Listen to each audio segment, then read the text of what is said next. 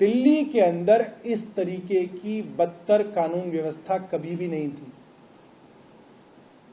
आज अगर आप किसी भी बिजनेसमैन की पार्टी में चले जाएं जहां पे कुछ व्यापारी लोग हों, 100 लोगों से बात कीजिए, 80 लोगों ने दिल्ली में रंगदारी दी है। ये मैं आपको तथ्यों के आधार पर बता रहा हूं। आप किसी भी व्यापारियों की मीटिंग में चले जाइए, 100 लोग होंगे तो 80 लोग दिल्ली में आज रंगदारी दे रहे हैं। दिल्ली की ये हालत हो गई है। लोग गैंगस्टर का नाम लेने से डर रहे हैं। आप उनसे पूछिए कौन सा गैंग था, वो नाम ही नहीं ले पाएगा, वो इतना डरा हुआ है। ये जो नाम मैंने आपको बताए, गोल्डी बरार, दीपक बॉक्सर, इन लोगों के नाम लेने से लोग कांप रहे हैं।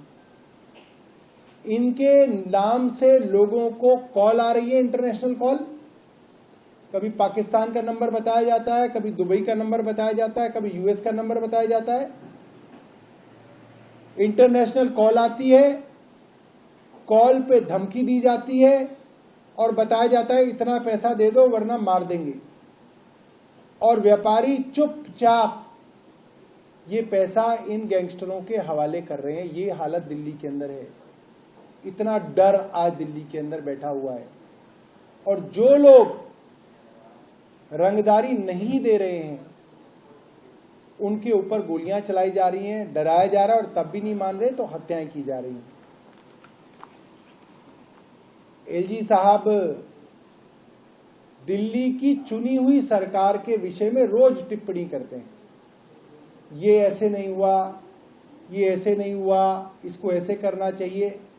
दिल्ली की चुनी हुई सरकार के जहां काम होंगे, जैसे कि मैं आपको बताऊं, हमारे विधायक है सुरेंद्र कुमार जी, उनके यहां कोई काम होना था, फ्लड इरिगेशन को काम करना था, सड़क बनाने का, उन्होंने उद्घाटन कर दिया। अगले दिन एलजी साहब पहुंच गए सारे अफसरों के साथ, अखबार में फोटो छपवाने के लिए कि यहां काम नहीं हो रहा, मैं काम कराऊंगा। जो काम फ्लड इरिगेशन का है, पीडब्ल्यूडी का है, उसके अंदर एलजी साहब दखल दे रहे हैं कि वो मैं कराऊंगा, जबकि वो काम उनका नहीं है। और जो काम एलजी का है, लॉ एंड ऑर्डर देखना, पुलिस व्यवस्था देखना, उसकी हालत आज दिल्ली की सबसे बदतर हो गई है। उसके अंदर एलजी साहब को कोई इंटरेस्ट नहीं है। 209 थाने हैं दिल्ली के अंदर। जाना चाहिए एलजी साहब को रोज एक थाने पे, क्यों नहीं जा रहे हैं?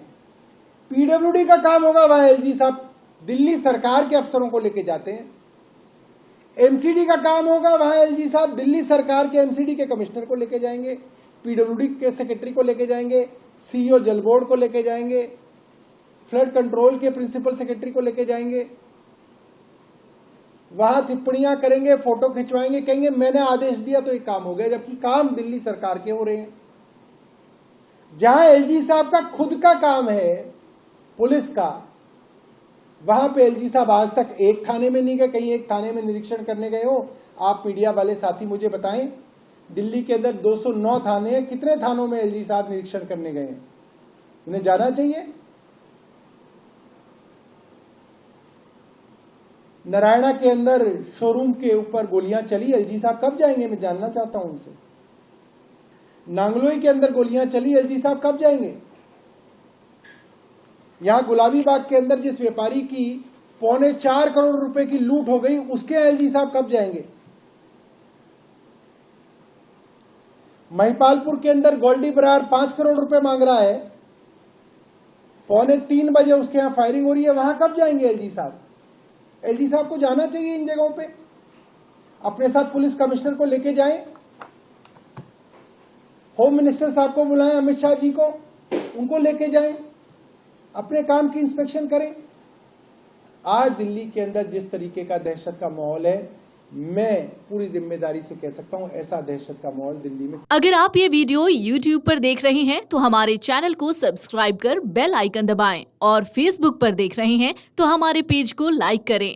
8 मिलियन प्लस सब्सक्राइबर, आपके इस भरोसे के लिए बहुत धन्यवाद।